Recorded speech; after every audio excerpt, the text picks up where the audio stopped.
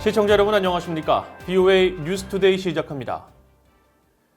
UN 인권 최고대표 사무소가 한반도 평화를 논의하는 데 있어 북한의 일반 주민들과 그들의 인권이 포함돼야 한다고 밝혔습니다. 또 북한 정부에게는 모든 주민들이 기본적인 권리를 누릴 수 있도록 법적 개정을 단행할 것을 촉구했습니다. 첫 소식 김영교 기자가 보도합니다. UN 인권 최고대표 사무소는 8일 평화를 위한 인권의 근간을 다진다는 제목으로 북한의 인권 상황에 대한 보고서를 내놓았습니다. 인권 최고대표 사무소는 지난 한 해 동안 63차례에 걸친 탈북민들과의 면담을 바탕으로 작성된 이 보고서를 통해 한반도 평화를 논의하는 데 있어 북한 주민들이 참여해야 한다고 주장했습니다. 평화 논의 과정에서 북한 주민들의 의미 있는 참여가 더 포괄적인 평화 과정에 기여하며 이 과정의 적법성을 강화시키고 주인의식을 확대할 것이란 겁니다. 특히 북한의 여성들과 지방 출신, 장애인, 그리고 낮은 성분 계층들의 목소리가 반영되도록 노력할 것을 강조했습니다. 이와 관련해 메시 포카렐 UN 인권 서울사무소 부소장은 서울에서 열린 한반도 국제평화 포럼에서도 이 같은 문제를 지적했습니다. While efforts for the peaceful resolution of the conflict continues, human rights issues has so far not been a prominent part of this process, and voices of the people of the Democratic People's Republic of Korea, including women, has been absent. 보고서는 또 북한 정권이 경제적, 사회적으로 충분한 서비스를 제공하지 못함에 따라 북한 주민들이 적정 수준의 삶을 영위할 수 있는 권리가 침해되고 있다고 지적했습니다. 이에 따라 적법한 시장 활동에 대해 범죄시하는 것을 중단하고 주민들에게 직업 선택의 자유를 보장하는 등 경제적인 개혁을 단행할 것을 촉구했습니다. UN 인권 최고 대표 사무소는 또 북한이 사법적인 개혁을 통해 국제 인권 기준에 맞춘 제도를 법제화할 것을 권고했습니다. 여기에 일반 주민들에게 인권과 법에 대한 교육이 이루어져야 함과 동시에 법을 집행하는 공무원들이 어떠한 차별도 없이 모든 인권을 존중하도록 하는 교육도 진행할 것을 권고했습니다. UN 인권 최고 대표 사무소는 이어 한국과 미국 정부에게 한반도의 평화와 비핵화를 협의하는 과정에서 북한의 인권 문제를 포함시키고 북한을 탈출한 이들이 이 과정에 참여할 수 있도록 하라고 촉구했습니다. BOA 뉴스 김현교입니다. 한국 내 북한 인권단체들이 한국 정부의 북한 인권법 정상 집행을 촉구하는 화요 집회를 매주 개최할 것이라고 밝혔습니다. 한국의 대북 인권단체인 한반도 인권과 통일을 위한 변호사 모임 한변은 8일 한국 국회 정문 앞에서 집회를 열고 한국의 북한 인권법이 제대로 가동되지 않고 있다는 판단 아래 지난 2014년 10월부터 2016년 3월까지 모두 74차례에 걸쳐 북한 인권법 제정을 위해 진행됐던 화요 집회를 다시 시작한다고 밝혔습니다. 한변은 앞서 지난 7일에도 입장 발표를 통해 북한 인권법이 제정된 지 4년이 지났는데도 현 정부는 북한 인권 실태를 조사하는 북한 인권재단의 이사조차 임명하지 않고 있다며 이를 악의적 직무유기로 규정하고 북한 인권재단 이사 추천 등 북한 인권법이 정상적으로 이행될 때까지 매주 국회 정문 앞에서 기자회견과 1인 시위 등 화요 집회를 이어나갈 계획이라고 밝힌 바 있습니다. 한반도 내 대규모 연합훈련은 신종 코로나 바이러스의 영향으로 당장은 재개하기 어렵다고 미국 육군 참모총장이 밝혔습니다.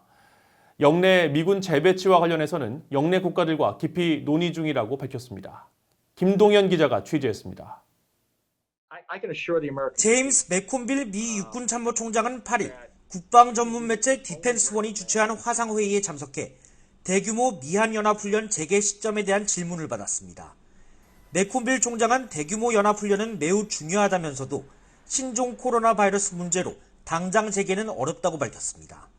We're still doing them, not to the level, and when we do them, we're putting very strict procedures in place so we can protect the force. 맥콤빌 총장은 이어 인도태평양 지역 내 미군 배치와 관련해 한반도 중심에서 중국으로 전환해야 한다고 제언한 최근 미국 육군대학원 정책보고서에 대한 견해를 묻는 VOA 질문에 중국 문제와 관련해 영내 국가들과 깊이 논의하고 있다면서 신중한 입장을 보였습니다.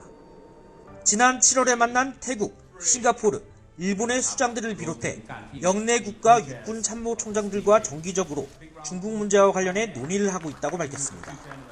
We understand the National Defense Strategy, which views China in a great power competition role. We see the South China Sea, which is a lot of concern about what's going on there.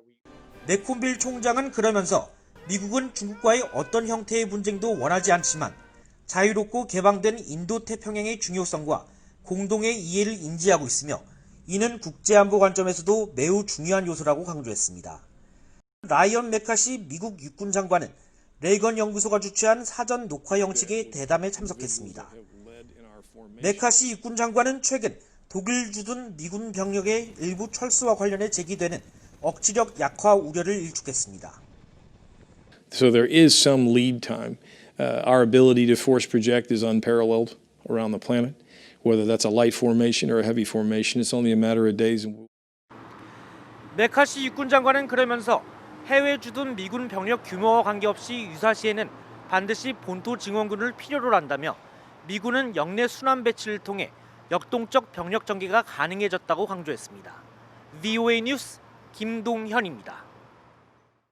미국 의회조사국 CRS는 최근 보고서를 통해 1997년 화학무기 금지 조약으로 화학무기 사용이 금지된 지 20년이 지난 시점에서 최근 일부 국가들의 화학무기 사용 사례가 증가해 국제적인 우려가 커지고 있다며 북한과 러시아, 시리아의 사례를 지적했습니다. 보고서는 지난 4일 갱신한 화학무기 사용 관련 보고서를 통해 북한의 경우 지난 2017년 2월 말레이시아 쿠알라룸푸르 국제공항에서 북한 김정은 국무위원장의 이복형인 김정남이 화학무기 BX 신경작용제로 암살된 사건을 예로 들면서 지난 2018년 3월 국무부가 북한 정권의 화학무기 공격 지시를 적시하고 제재를 단행한 사실을 상기시켰습니다.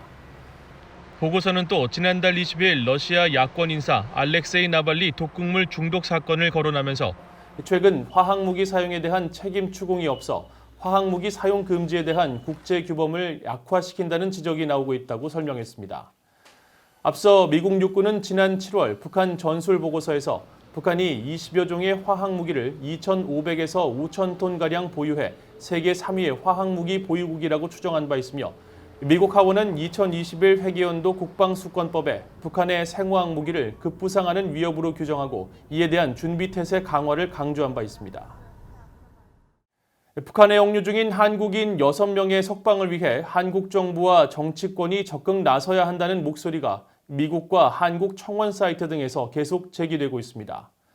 한국계 청년들이라고 밝힌 청원자들은 지난달부터 미국의 인터넷 청원 전문 사이트인 change.org에 선교사 활동 중 북한에서 체포돼 억류 중인 김정욱, 김국기, 최춘길 씨와 중국에서 탈북민 지원 활동 등을 펼치던 김원호, 고현철, 함진우 씨 등 한국인 6명의 송환을 촉구하면서 북한 인권 문제와 억류 중인 6명의 존엄이 남북관계 유지의 대가가 될 수 없다고 지적하고 한국 정부는 침묵해서는 안 된다고 촉구했습니다.